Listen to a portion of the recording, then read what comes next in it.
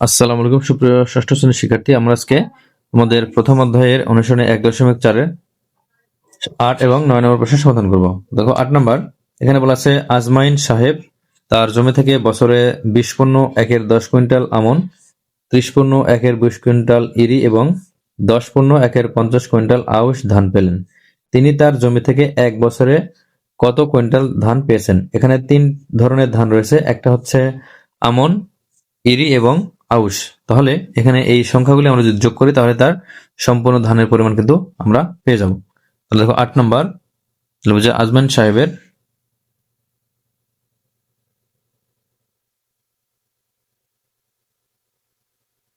মোট ধান, মোট প্রাপ্ত ধান বা ধানের পরিমাণ, তাহলে পরিমাণ হবে কি?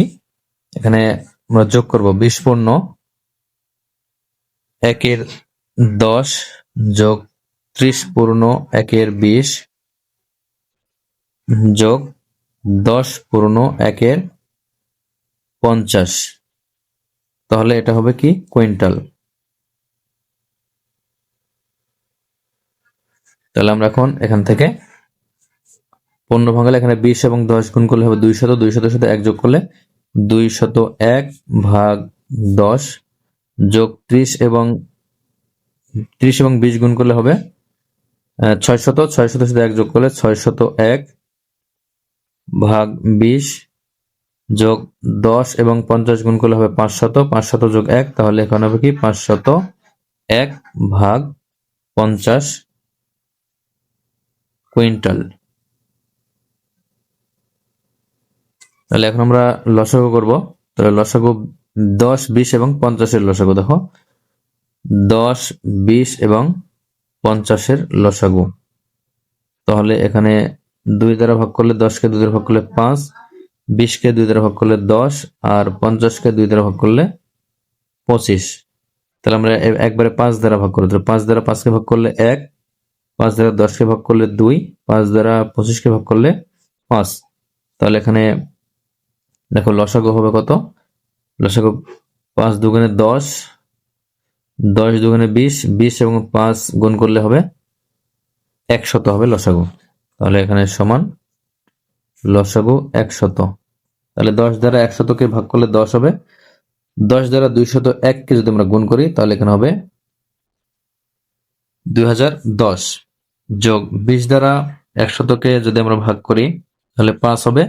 তাহলে 5 দ্বারা 601-কে গুণ করলে হবে 5 600, তাহলে 3005, 3005 যোগ, এবার 50 দ্বারা 100-কে ভাগ করলে হবে 2, 2 দ্বারা 501-কে গুণ করলে হবে 1002।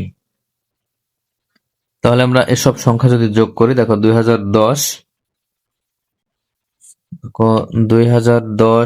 যোগ 3005 যোগ 1002, 6017। তাহলে 6017 ভাগ 100। তাহলে আমরা এই সংখ্যাটাকে যদি পূর্ণ আকারে লিখতে চাই তাহলে আমাদের ভাগ করতে হবে, 100 দ্বারা ভাগ করতে হবে 6017-কে।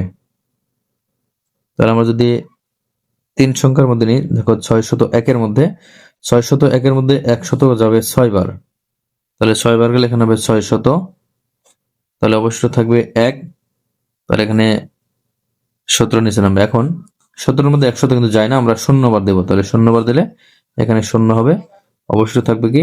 17। তাহলে এই সংখ্যাটি হবে যে 60, যেহেতু ভাগফল, তাহলে 60 পূর্ণ 17/100, 17/100। তাহলে আমরা এখানে বলছি সমান 60 পূর্ণ 17/100।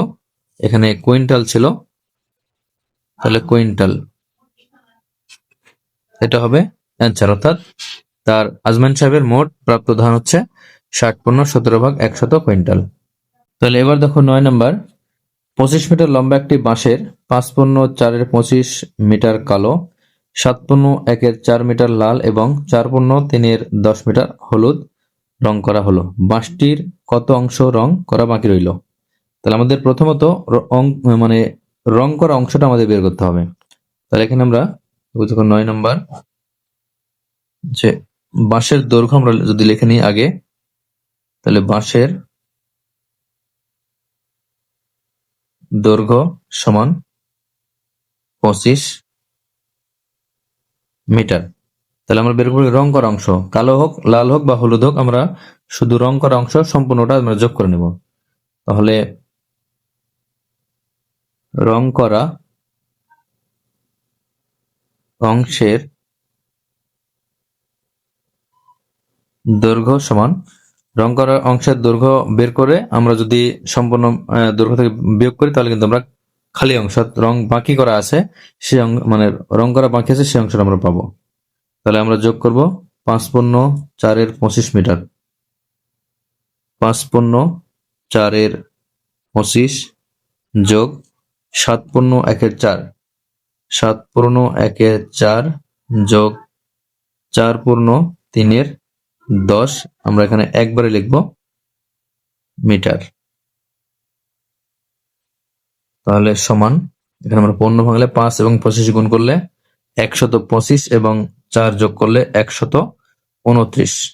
তাহলে 129 ভাগ 25 যোগ 7 এবং 4 গুণ করলে 28, 28 এবং 1 যোগ করলে 28 সাথে 1 যোগ করলে 29, আর এখানে ভাগ 4, তাহলে 29 ভাগ 4 যোগ 4 × 10 = 40, 40 আর 3 যোগ করলে 43 ভাগ 10 মিটার। তাহলে এবার আমরা লসাগু করব 25, 4 এবং 10 এর লসাগু। আমরা দেখো আমরা এই কয়টি সংখ্যার লসাগু আমরা পাবো কি, দেখো 25, 4 এবং 10 এর লসাগু। তাহলে 2 দ্বারা ভাগ করলে এখানে 25 থাকবে, 4 কে 2 দ্বারা ভাগ করলে 2, আর 10 কে 2 দ্বারা ভাগ করে 5। এবার আমরা ভাগ করব 5 দ্বারা, তাহলে 5 দ্বারা 25 কে ভাগ করলে 5, 2 5 দ্বারা ভাগ যাবে না, 5 দ্বারা 5 কে ভাগ করলে 1। তাহলে এখানে লসাগু হবে 5 দুগুণে 10, 5 10 50, 50 এবং 2 গুণ করলে হবে 100। তাহলে 100 হবে লসাগু। তাহলে আমরা এর লসাগু লিখবো 100। তাহলে দেখো সমান এখানে 100। তাহলে 25 দ্বারা 100 কে যদি আমরা ভাগ করি, তাহলে এখানে হবে 4, 4 দ্বারা 129 কে আমরা গুণ করব। তাহলে দেখো 129 গুণ 4 516, তাহলে এখানে 516 যোগ 4 দ্বারা 100 কে ভাগ করলে এখানে হবে 4 দ্বারা 100 ভাগ করলে 25 হবে। তাহলে 25 দ্বারা 29 কে গুণ, তাহলে দেখো 25 গুণ 29 সমান 725, 725 যোগ এবার 10 দ্বারা 100 কে ভাগ করলে 10 হবে, 10 দ্বারা 43 কে গুণ করলে 430 মিটার। তাহলে এখন আমরা এই সংখ্যাগুলি যোগ করব। দেখো 516 যোগ 725 যোগ 430, 1671। তাহলে এখানে 1671 ভাগ 100 মিটার। তাহলে এই 1671 ভাগ 100 এই অংশে বা এই পরিমাণ বা এই মিটার দৈর্ঘ্যে, এত মিটার দৈর্ঘ্যে রং করা আছে। তাহলে আমাদের বের করতে হবে যে কতটুকু অংশে রং করা হয়নি, এটা আমাদের বের করতে হবে। তাহলে আমরা কি করবো, সম্পূর্ণ যে দৈর্ঘ্য 25 মিটার লম্বা একটি বাঁশ বা দৈর্ঘ্য 25 মিটার, এখান থেকে আমরা যে অংশে রং করা হয়েছে এটা আমরা বাদ দেব। তাহলে আমরা লিখবো যে রং করা বাকি আছে সমান, তাহলে মোট 25 মিটার, এখান থেকে বিয়োগ দিতে হবে 1671 ভাগ 100। তাহলে লসাগু 100 হবে লসাগু। তাহলে 100 দ্বারা 25 কে সরাসরি গুণ, তাহলে এখানে হবে 2500 বিয়োগ 100 দ্বারা 100 কে ভাগ করলে 1, 1 দ্বারা 1600 কে গুণ করলে 1671। তাহলে 2500 থেকে 1671 যদি আমরা বাদ দিই, 2500 বিয়োগ 1671 সমান 829। 829 ভাগ 100। তাহলে আমরা এই সংখ্যাটাকে ভাগ দিয়ে আমরা পূর্ণ আকারে নিয়ে আসবো। 829 ভাগ 100।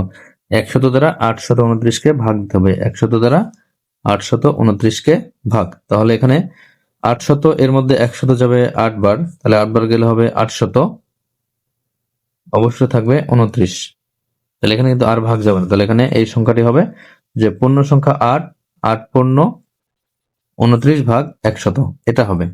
তাহলে আমরা এখানে লিখবো যে সমান, এখানে আমরা পেলাম যে 8 পূর্ণ 29 ভাগ 100। তাহলে এটা হচ্ছে আমরা শুরু থেকে লিখবো যে মিটার। মিটার, এটাও মিটার, মিটার, এটাও মিটার। তাহলে এটা হবে অ্যান্সার। তাহলে 8 পূর্ণ 29 ভাগ 100 মিটার, এটা হবে অ্যান্সার।